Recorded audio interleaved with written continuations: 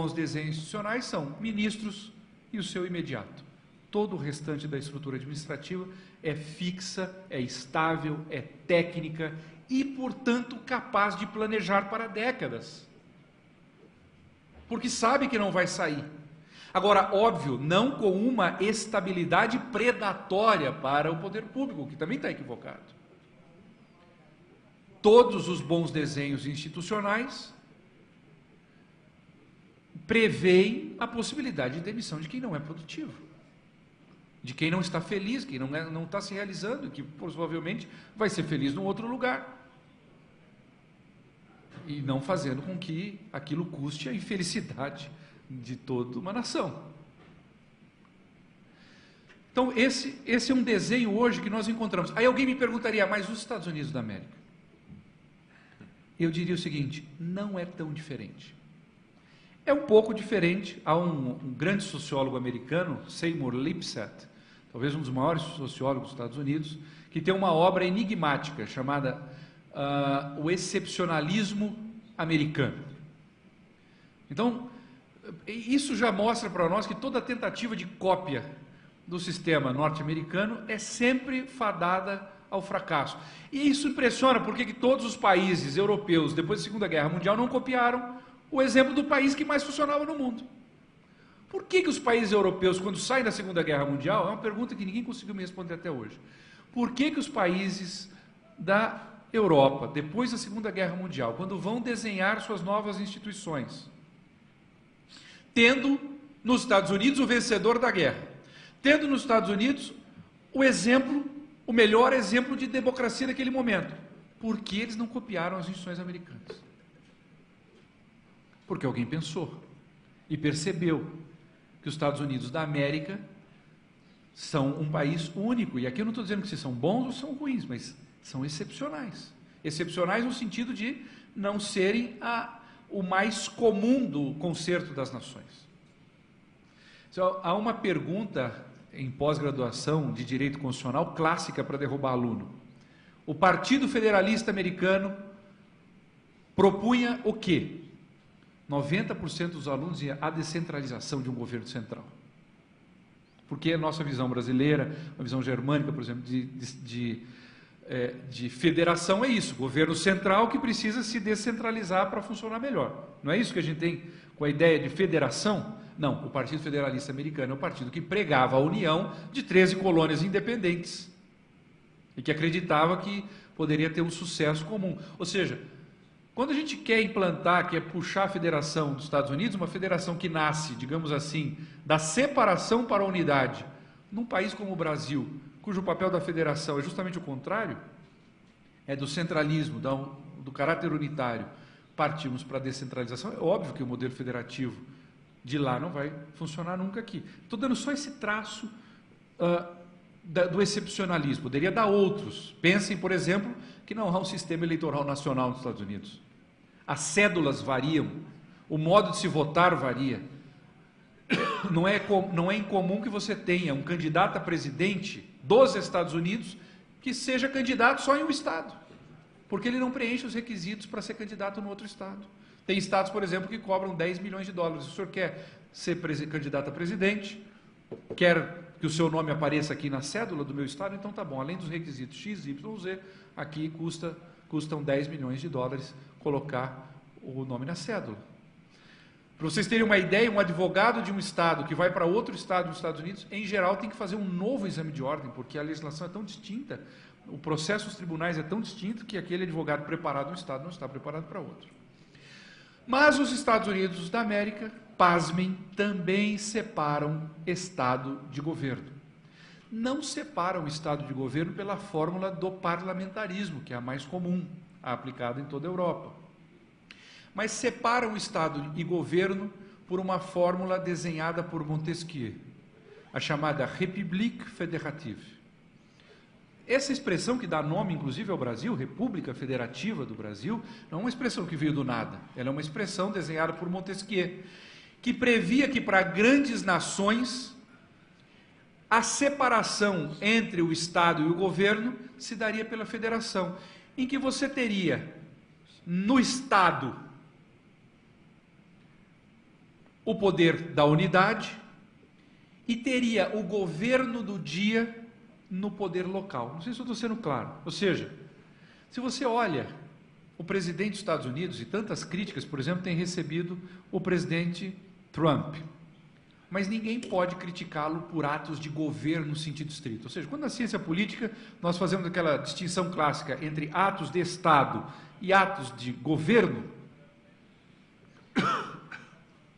todas as críticas dirigidas ao Trump são por atos de Estado. Ele quer construir um muro no México. Isso é uma questão de imigração, defesa de fronteiras. Isso é atribuição típica de chefe de Estado. Ele está controlando os passaportes, países árabes. Eu não estou entrando no mérito dessas questões, estou fazendo uma análise meramente sociológica delas. Mais uma vez, é um ato de chefia de Estado. Outras críticas, todas elas, por quê? Porque o presidente dos Estados Unidos, tecnicamente, não tem competências próprias de chefe de governo.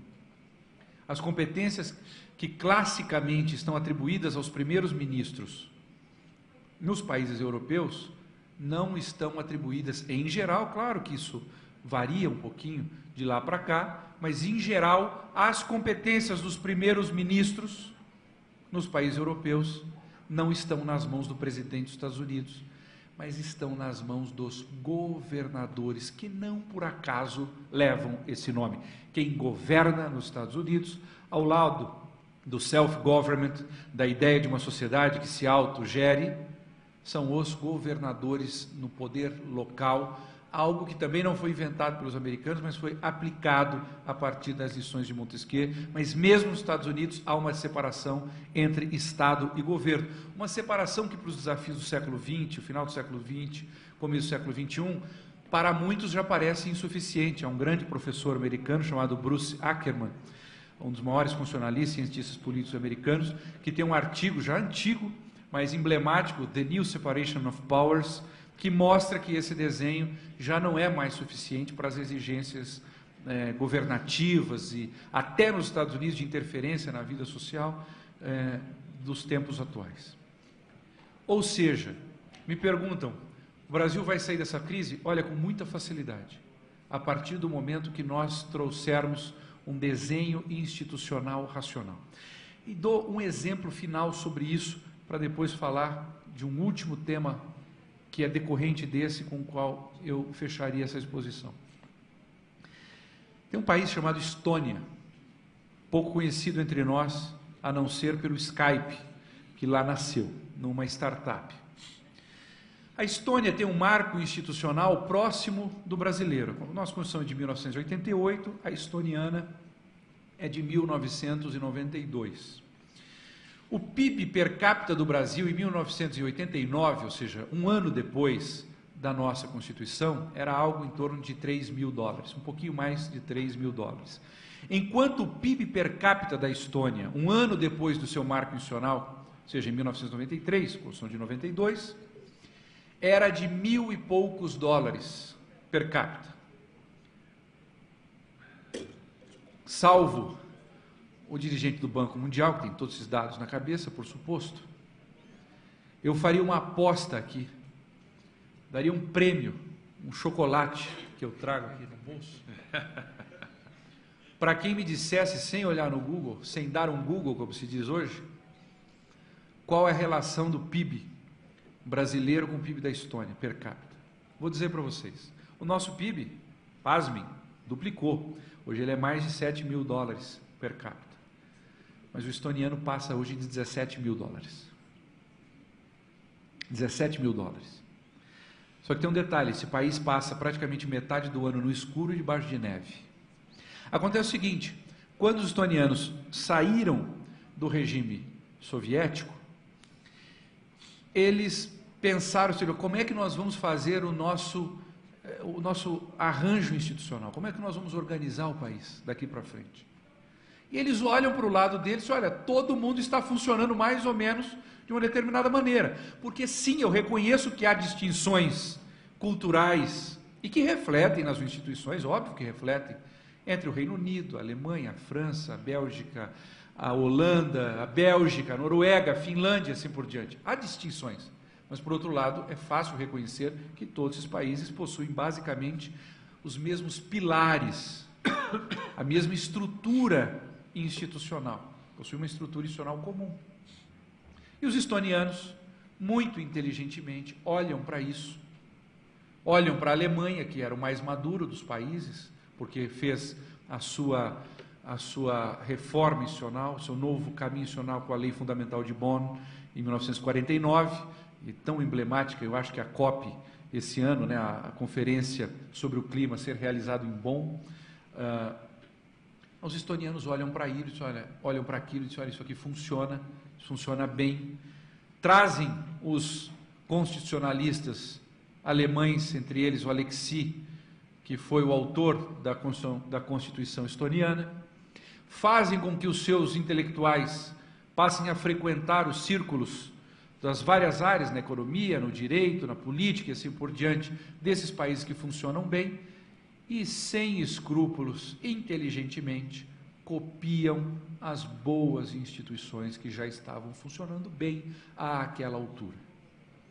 E que transformaram países que sangraram com guerra civil e regimes ditatoriais, como a Espanha, como Portugal, em países que hoje, com seus problemas, porque aqui nessa vida nós temos problemas, e todos os países têm problemas, mas países que funcionam bem e funcionam muito melhor do que nós, apesar de termos um potencial único no mundo. Não há um país no mundo que possua o potencial natural e o potencial social que o Brasil tem.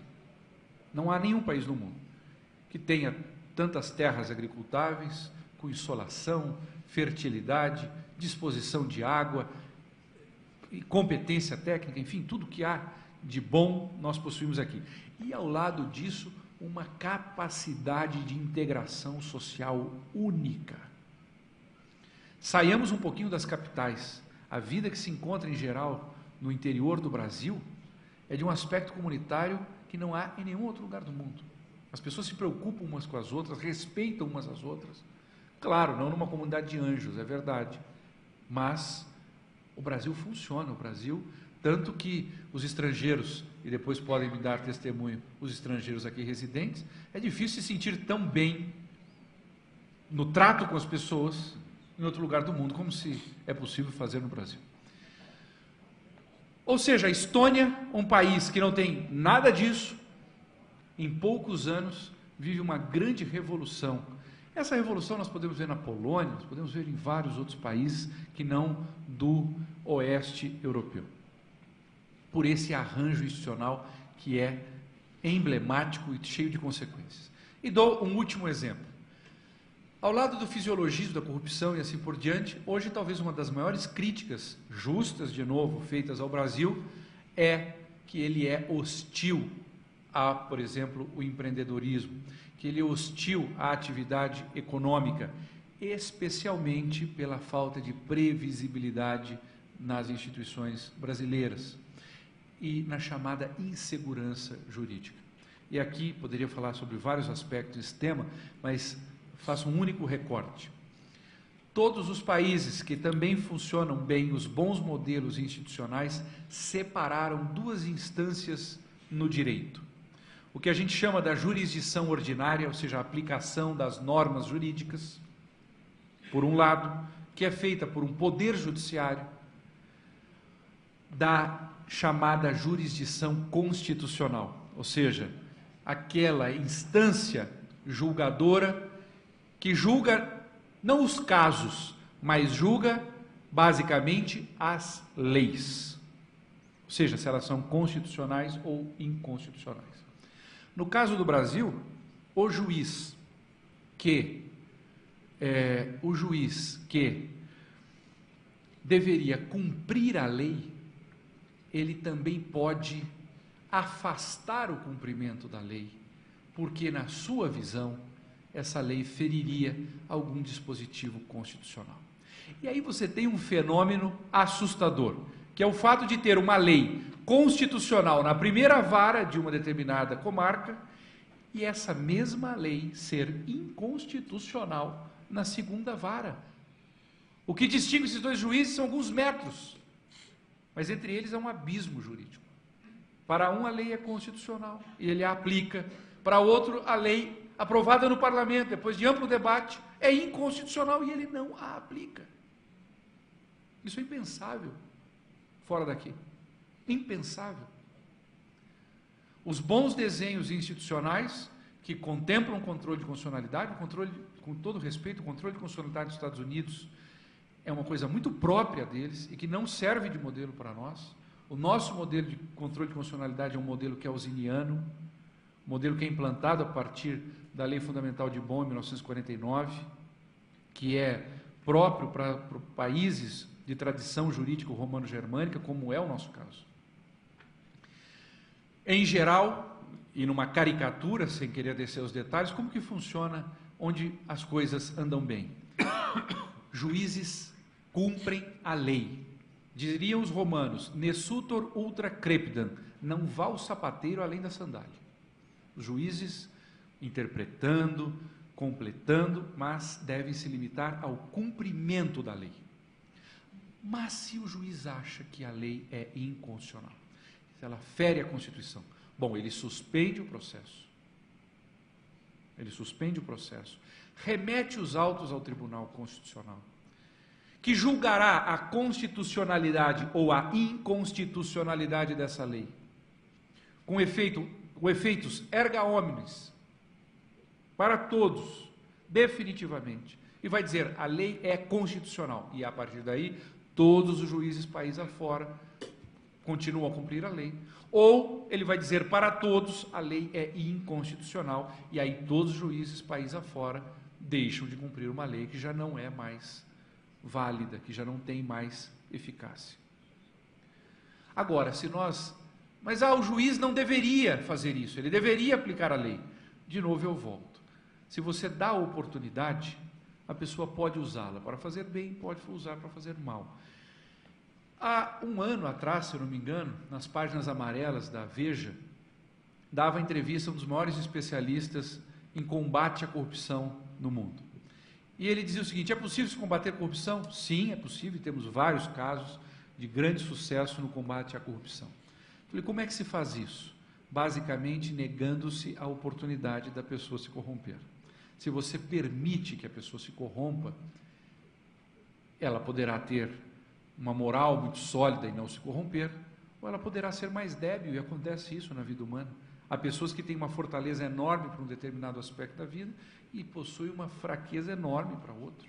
É assim na vida humana. Portanto, as instituições político-jurídicas têm sido desenhadas para tirar essa decisão. E eu sempre dava um exemplo que parece simplório, mas é ilustrativo e termino basicamente com ele. Sem aqui julgamento de duas cidades que são lindíssimas e das quais eu gosto muito fora do Brasil.